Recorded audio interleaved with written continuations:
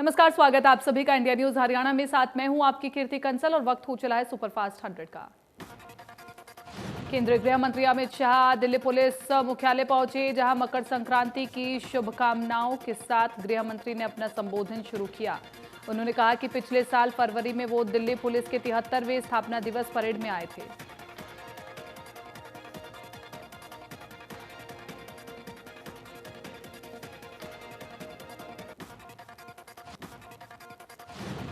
केंद्रीय गृह मंत्री अमित शाह दिल्ली पुलिस मुख्यालय पहुंचे, जहां मकर संक्रांति की शुभकामनाओं के साथ गृह मंत्री ने अपना संबोधन शुरू किया। उन्होंने कहा कि पिछले साल फरवरी में वो दिल्ली पुलिस के 73वें स्थापना दिवस परेड में आए थे। उन्होंने कहा जब वो आए थे तब कहा था कि हर मुश्किल की घड़ी में पुलिस को समाज के साथ कंधे से कंधा मिलाकर काम करना चाहिए, और आज कोरोना काल में दिल्ली पुलिस द्वारा दिए गए काम ने उनकी बात को चरितार्थ कर दिया। गृह मंत्री ने कहा कि 2020 दिल्ली पुलिस समेत सभी के लिए चुनौतियों से भरा साल रहा, चाहे वो उत्तरी पूर्वी दिल्ली में हिंसा, कोविड-19 लॉकडाउन, प्रवासी मजदूरों की मदद या फिर आंदोलन कर रहे किसानों से शांतिपूर्वक बातचीत हो। दिल्ली पुलिस ने हर चुनौती का सामना शांति और धैर्य के साथ किया।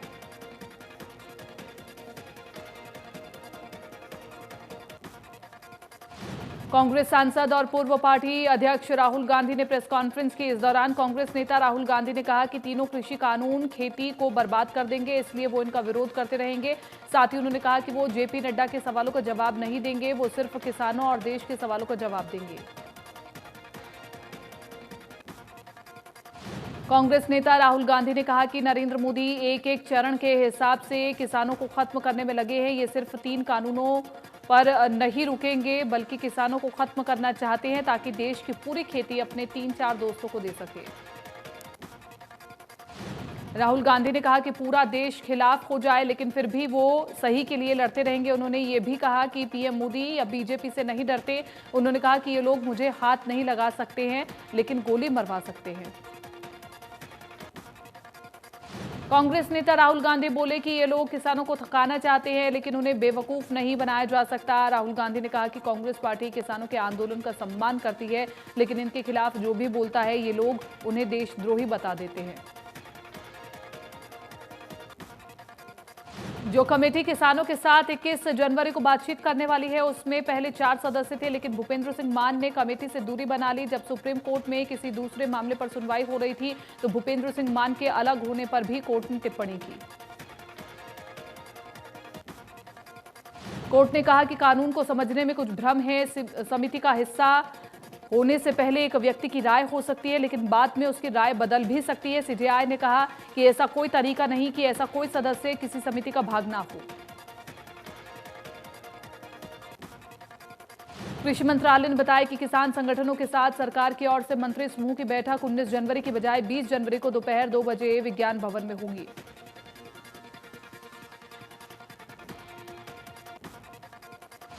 किसान नेता राकेश टिकैत ने कहा कि जब तक उनकी मांगें पूरी नहीं होंगी वो पीछे नहीं हटेंगे। सुप्रीम कोर्ट द्वारा गठित कमेटी को लेकर उन्होंने कहा कि ना तो किसानों ने कमेटी की मांग की है और ना ही किसान कमेटी के सामने पेश होंगे। किसानों ने ठान लिया कि गणतंत्र दिवस पर वो दिल्ली में ट्रैक्टर परेड करेंगे। किसान नेता राकेश टिकैत ने कहा कि किसानों को तिरंगा फहराने की इजाजत की जरूरत नहीं होती। राकेश टिकैत ने यह भी कहा कि वो दिल्ली में भी ट्रैक्टर परेड निकालेंगे और पुलिस को किसानों के लिए इंतजामात करने के साथ साथ पुष्प वर्षा भी करनी चाहिए। राकेश टिकैत ने हर जिले में कार्यक्रम करने का ऐलान किया। बीच बीच में किसान नेताओं को लेकर विवाद भी खड़ा रहा। गुरनाम चढ़ूनी को लेकर के विवाद खड़ा हुआ था। राकेश टिकैत ने कहा कि ये लड़ाई किसानों और सरकार के बीच की है, इसमें किसी को हस्तक्षेप नहीं करना चाहिए।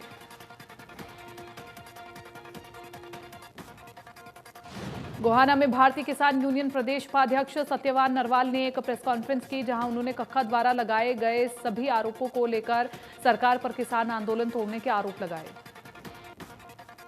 नरवाल ने कहा कि सरकार किसान आंदोलन को षड्यंत्र कर तोड़ना चाहती है। किसान आंदोलन अपने चरम पर है तो सरकार किसान आंदोलन में फूट डालकर तोड़ना चाहती है। उन्हें कभी पाकिस्तानी, खालिस्तानी, चाइना, टुकड़े टुकड़े गैंग कहा गया। जब कोई बात नहीं बनी तो अब आरोप लगा रहे हैं। कृषि कानूनों के खिलाफ किसानों के समर्थन में छात्रों ने भी ताल ठोक दी है। रोहतक में All India Democratic Student Organisation ने किसानों के समर्थन में बाइक रैली की शुरुआत की। छात्रों ने ऐलान किया कि चाहे आंदोलन कितना भी लंबा चले, देश का हर छात्र किसानों के साथ खड़ा है। अब यह आंदोलन किसानों का ही नहीं बल्कि पूरे देश का आंदोलन बन चुका है। सरकार को तुरंत तीनों कृषि कानूनों को वापस लेना चाहिए। पलवल के अटोहा चौक पर चल रहा किसानों का धरना। कड़कड़ाती ठंड के बीच जारी है। भूख हड़ताल पर बैठे 11 किसान भी डटे हुए हैं। किसान नेताओं का कहना है कि जब तक काले कानूनों को वापस नहीं लिया जाता, तब तक ये आंदोलन तेज गति के साथ निरंतर चलता रहेगा। सिरसा में कृषि कानूनों को निरस्त कराने की मांग को लेकर किसान संगठनों ने दिल्ली में 26 जनवरी को ट्रैक्टर मार्च निकालने का ऐलान कर रखा है, जिसके चलते ट्रैक्टर मार्च की रिहर्सल के दौर जारी है।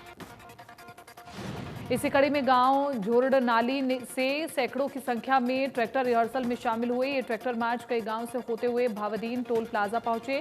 किसानों का कहना है कि दिल्ली में 26 जनवरी को होने वाले ट्रैक्टर मार्च के लिए सिरसा से 22 जनवरी से ट्रैक्टर रवाना होने शुरू हो जाएंगे। झज्जर में कांग्रेस के खिलाफ बीजेपी कार्यकर्ता सड़कों पर उतरे और प्रदर्शन के बाद कांग्रेस का पुतला फूंका। उन्होंने चढ़ूनी के साथ मिलकर सरकार गिराने की साजिश रखने का कांग्रेस पर आरोप लगाया। प्रदर्शनकारियों ने कहा कि जनता द्वारा चुनी गई सरकार को गिराने का अधिकार नहीं है। ईमानदार नेतृत्व के सहारे हरियाणा सरकार चल रही है। इसके साथ ही उन्होंने कहा कि किसान शांतिप्रिय प्रदर्शन करे, भाईचारे को नुकसान नहीं हो।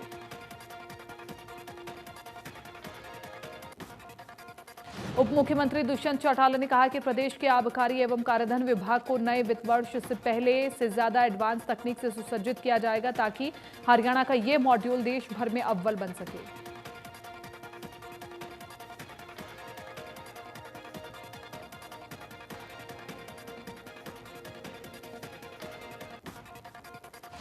उप मुख्यमंत्री ने आबकारी एवं कार्यधन विभाग के अधिकारियों को निर्देश दिए हैं कि वे विषय विशेषज्ञ और अनुभवी अधिकारियों की एक टीम बनाएं, जो कि उत्पादों के मूल्य की लिस्ट बनाए, ताकि कोई भी उत्पादक अंडर बिल बनाकर टैक्स की चोरी न कर पाए।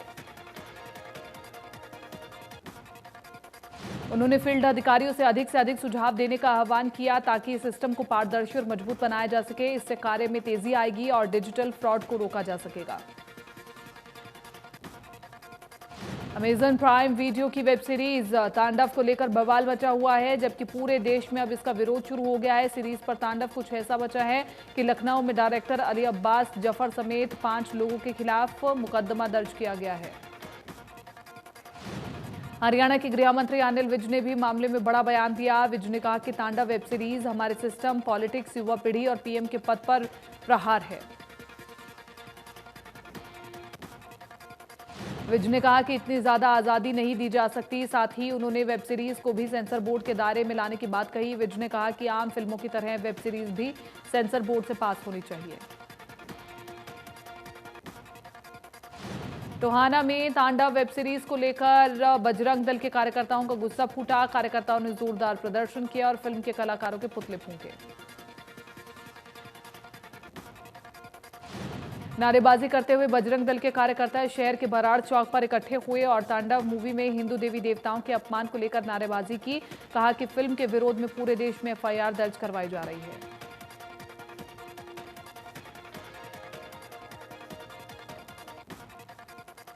केंद्रीय मंत्री किरण रिजिजू फरीदाबाद के मानव रचना यूनिवर्सिटी में पहुंचे, जहां उन्होंने kho kho federation of India के कार्यक्रम में शिरकत की। इस मौके पर किरण रिजिजू ने कहा कि खो खो मिट्टी से जुड़ा हुआ खेल है और इसे सबको मिलकर आगे बढ़ाना चाहिए। फरीदाबाद में केंद्रीय राज्य मंत्री कृष्णपाल गुर्जर से निकिता के परिजन मिले और सरकार की कार्यप्रणाली को लेकर के नाराजगी जाहिर की। परिवार का आरोप है कि निकिता हत्याकांड के बाद सरकार ने उनकी 3 मांगों को मानने का आश्वासन दिया था, लेकिन अब सरकार उन 3 मांगों को मानने से इनकार कर रही है। निकिता के पिता ने परिवार समेत आत्महत्या की धमकी दी। एक्शन मोड में नजर आई मेयर शक्ति रानी शर्मा। सेक्टर 1 कम्युनिटी सेंटर में शक्ति रानी शर्मा औचक निरीक्षण करने पहुंची, जहां कम्युनिटी सेंटर की हालत दयनीय मिली। उन्होंने कहा कि व्यवस्था सुधारी जाएगी ताकि कम्युनिटी सेंटर लोगों के काम आ सके। अंबाला शहर की मेयर शक्ति रानी शर्मा हीरानगर की शालीमार कॉलोनी के साईं बाबा मंदिर पहुंची, जहां मेयर शक्ति रानी शर्मा ने पूजा अर्चना कर साईं बाबा का आशीर्वाद लिया और लोगों को प्रसाद भी बांटा। मेयर शक्ति रानी शर्मा ने साईं बाबा मंदिर परिसर में पौधारोपण भी किया। पर्यावरण सुरक्षा को लेकर वार्ड नंबर 1 के लोगों को पौधे बांटे और लोगों से पौधों की देखभाल करने की बात भी कही।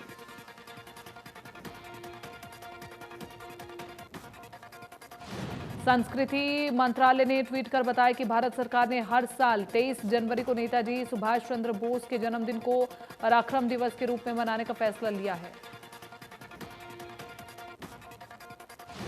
बेटी बचाओ बेटी पढ़ाओ अभियान को लेकर केंद्र के साथ साथ हरियाणा सरकार भी कोशिश कर रही है और इसी कड़ी में महिला एवं बाल विकास विभाग की ओर से बेटी बचाओ उत्सव कार्यक्रम का आयोजन किया गया। कार्यक्रम में 60 ऐसी महिलाओं को सम्मानित किया गया जिनकी 2 बेटी हैं और दूसरी बेटी ने जनवरी 2021 में जन्म लिया है। माता पिता को बेटियों को जन्म देने और उनकी परवरिश करने के लिए जागरूक बनाए जाने को लेकर उत्सव का आयोजन किया गया। चौधरी देवीलाल विश्वविद्यालय में doctor Ambedkar student front of India ने 4 सूत्रीय मांगों को लेकर के ज्ञापन सौंपा। ज्ञापन में मांग की गई है कि विश्वविद्यालय में संविधान निर्माता भारत रत्न बाबा साहिब डॉक्टर भीमराव अंबेडकर की आदमकद प्रतिमा स्थापित की जाए। गोहाना नगर परिषद की ओर से भगवान परशुराम चौक से शिलान्यास कार्यक्रम का आयोजन किया गया। कार्यक्रम में मुख्य अतिथि एसडीएम आशीष वशिष्ठ रहे और कार्यक्रम की अध्यक्षता नगर परिषद चेयरपर्सन रजनी वर्मानी की रही।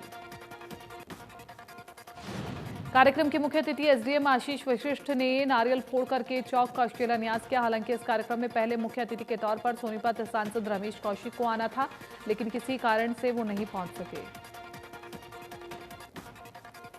पलवल में सड़क सुरक्षा सप्ताह के अंतर्गत पुलिस ने वाहन चालकों को गुलाब के फूल देकर यातायात नियमों के बारे में जागरूक किया। ट्रैफिक थाना प्रभारी रविंद्र कुमार ने कहा कि वाहन चलाते समय लोगों को यातायात नियमों का पालन करना चाहिए। ट्रैफिक थाना प्रभारी रविंद्र कुमार ने बताया कि जिला पुलिस अधीक्षक के दिशा निर्देशों पर सड़क सुरक्षा जीवन रक्षा अभियान के तहत सड़क सुरक्षा सप्ताह मनाया गया, जिसके अंतर्गत वाहन चालकों को यातायात के नियमों के बारे में जागरूक किया गया।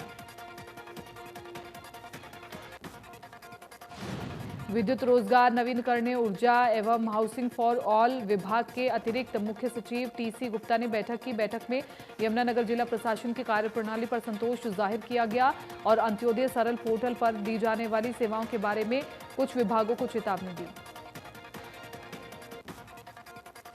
जिला नगर योजनाकार विभाग की टीम ने बैगा रोड पर रोशनपुर में बन रही अवैध कॉलोनी में पीला पंजा चलाया। विभाग की टीम ने कॉलोनी में 4.5 एकड़ में बने प्लॉटों की नींव मकान को उखाड़ दिया।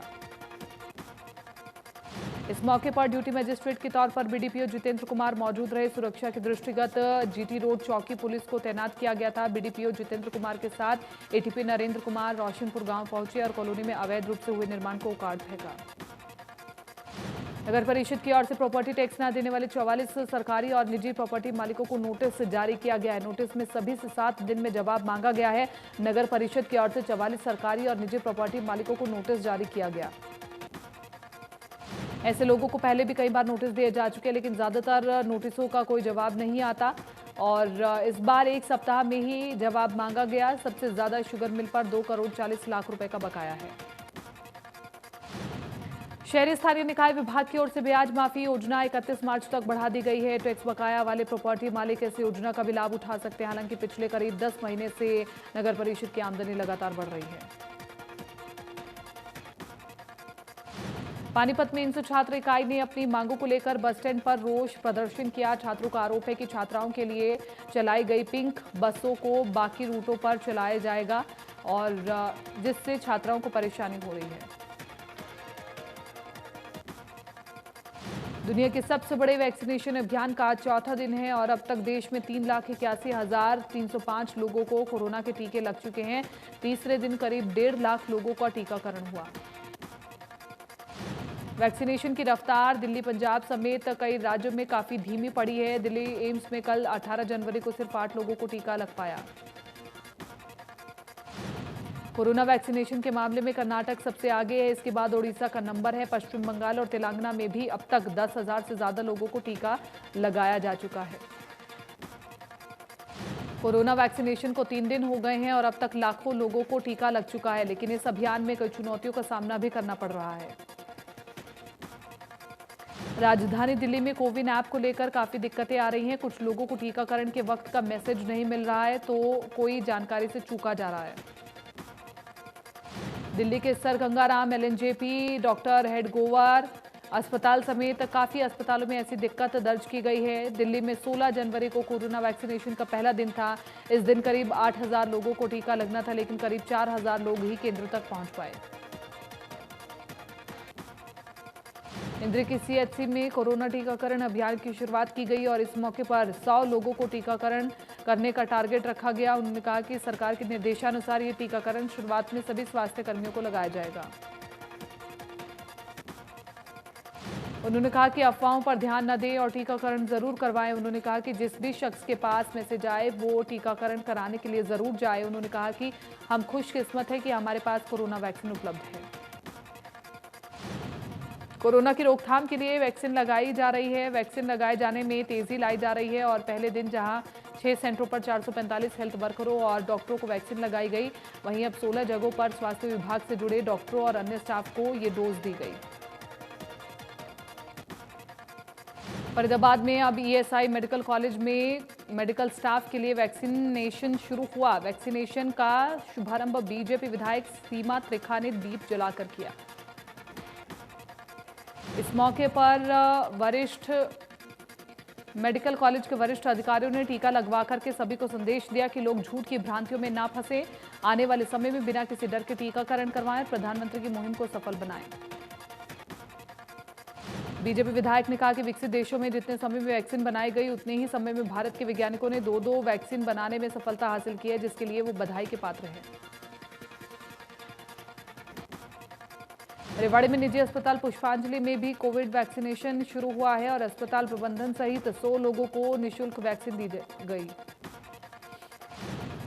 अस्पताल के डॉक्टर और सफाई कर्मी ने वैक्सीन लेने के बाद कहा कि इसका कोई साइड इफेक्ट नहीं है, इसलिए ये वैक्सीन सभी को लगवानी चाहिए ताकि हम सभी सुरक्षित रहें और देश भी सुरक्षित रहे।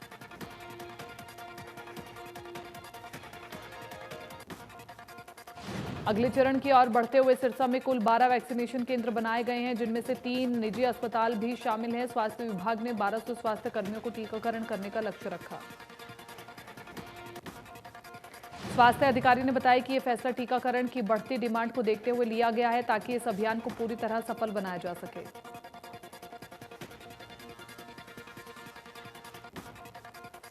इंदिरा सीएचसी में टीकाकरण अभियान की शुरुआत की गई। इस मौके पर 100 लोगों को टीकाकरण लगाने का लक्ष्य रखा गया। स्वास्थ्य विभाग के अधिकारियों ने कहा कि अफवाहों पर ध्यान न दें और टीकाकरण जरूर करवाएं। जिस भी व्यक्ति के पास जब मैसेज जाए वो टीकाकरण करने के लिए जरूर आए।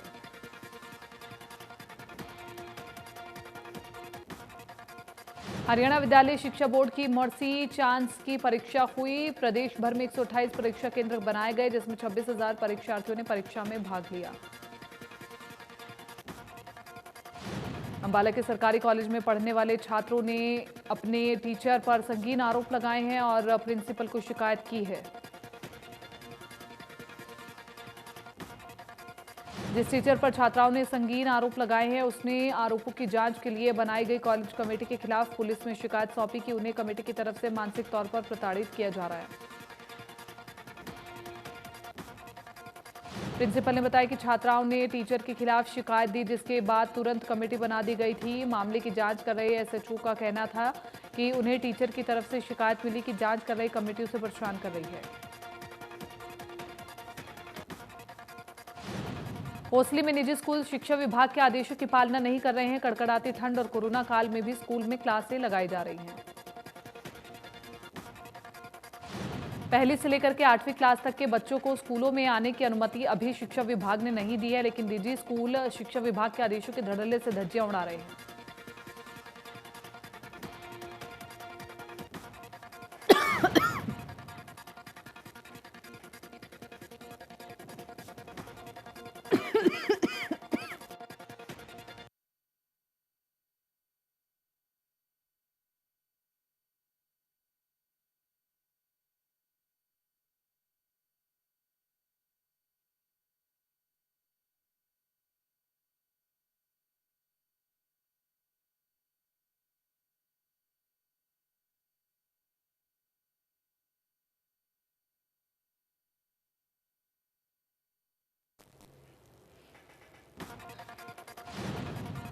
पंचकुला की इंदिरा कॉलोनी में बारहसिंगा घुस गया, जिससे लोगों में दहशत देखने को मिली।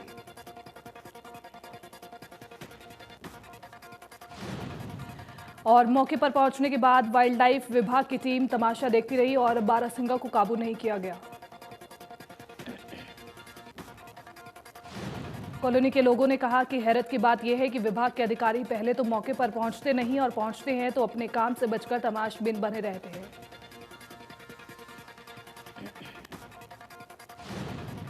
चरखी दादरी जिले के गांव खेड़ी बुरा के सरपंच और ग्राम सचिव पर विकास कार्यों में गोलमाल करने और लाखों का चूना लगाने को लेकर के एफआईआर दर्ज की गई है। मामले में कार्रवाई पंच की दी गई है और शिकायत के आधार पर की गई है। पंच ने बताया कि दोनों ने सोलर लाइट्स की खरीद को लेकर के 3 लाख से ज्यादा का गड़बड़झाला किया। करनाल के सिविल लाइन पुलिस अधिकारियों के क्वार्टर्स में चोरों ने सेंध लगाई है। चोरों ने लाखों के गहने और नकदी पर हाथ साफ किया है। चोरों के खिलाफ पुलिस ने मामला दर्ज कर जांच में जुट गई है। झज्जर के गांव में एक विवाहिता ने फांसी लगाकर के खुदकुशी कर ली। मृतका के परिजनों ने इसे हत्या का मामला बताया। परिजनों के बयान के आधार पर पुलिस ने मामला दर्ज कर लिया है। पुलिस की माने तो मृतका की शादी करीब 14 साल पहले हुई थी और उनसे अज्ञात कारणों के चलते अपने घर में ही फांसी का फंदा लगाकर के आत्महत्या कर ली थी।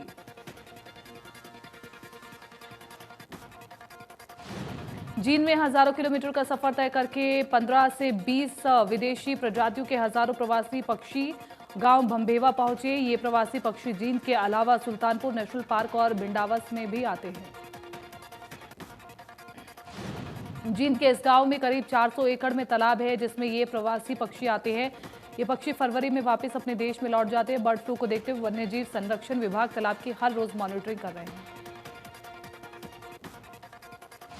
पूरे उत्तर भारत में शीतलहर का प्रकोप जारी है। फरीदाबाद में ठंड के बाद प्रदूषण भी लोगों को काफी ज्यादा परेशान कर रहा है। फरीदाबाद में पॉल्यूशन का लेवल लगातार बढ़ता जा रहा है। प्रदूषण बढ़ने की वजह से सांस और दमा के रोगियों को खासी परेशानी हो रही है। एयर क्वालिटी इंडेक्स 450 तक पहुंच चुका है। गुरुग्राम में ठंड और कोहरे ने लोगों की मुश्किलें बढ़ा दी है। सड़क पर कोहरे से विजिबिलिटी बेहद कम हो गई है। घने कोहरे से सड़क दुर्घटनाओं में भी इजाफा हुआ है। मौसम विभाग के मुताबिक लगातार बढ़ते कोहरे से जल्द राहत नहीं मिलने से आसार है। रोहतक और आसपास के इलाके में घने कोहरे के कारण लोगों को काफी परेशानी हुई है। ठंड के कारण तापमान भी 3 से 4 डिग्री सेल्सियस पहुंचने से लोगों को भारी परेशानी का सामना करना पड़ सकता है। गुरुग्राम में चलती कार आग का गोला बन गई। चलती कार में आग लग गई। हादसे में कार चालक बाल बाल बचा। ड्राइवर ने कूदकर जान बचाई।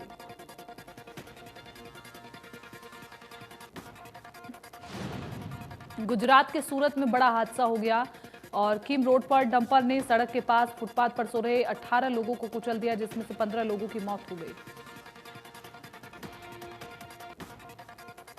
पुलिस का कहना है कि मरने वाले सभी मजदूर हैं और वो राजस्थान के रहने वाले हैं। फिलहाल घायलों को अस्पताल में भर्ती कराया गया है। बताया जा रहा है कि सूरत में किम मंडावी रोड पर एक बेकाबू डंपर ने सड़क के किनारे सो रहे 18 मजदूरों को कुचल दिया। तेज रफ्तार से जा रहे डंपर चालक ने ओवरटेक करने की कोशिश करते हुए गन्ने से लदे ट्रैक्टर को टक्कर मार दी। दर्दनाक हादसे के बाद पीएम मोदी की तरफ से आर्थिक मदद का ऐलान किया गया है। इसके तहत मरने वाले परिवारों के हर सदस्य को 2-2 लाख रुपए के मुआवजे, जबकि घायलों को 50-50 हजार रुपए की सहायता राशि मिलेगी। पीएम मोदी ने हादसे को लेकर के शोक जताया। उन्होंने कहा कि इस दुख की घड़ी में परिवारों के साथ खड़े हैं और मेरी संवेदना शोक संतप्त परिवारों के साथ है।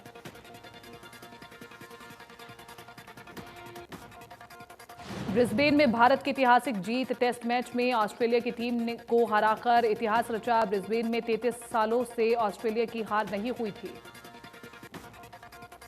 ब्रिस्बेन में खेले गए चौथे टेस्ट में भारत ने ऑस्ट्रेलिया को 5 विकेट से धूल चटाते हुए टेस्ट सीरीज 2-1 से जीत ली और भारत ने लगातार दूसरी बार ऑस्ट्रेलिया को उसके ही घर में टेस्ट सीरीज में पटकनी दी है।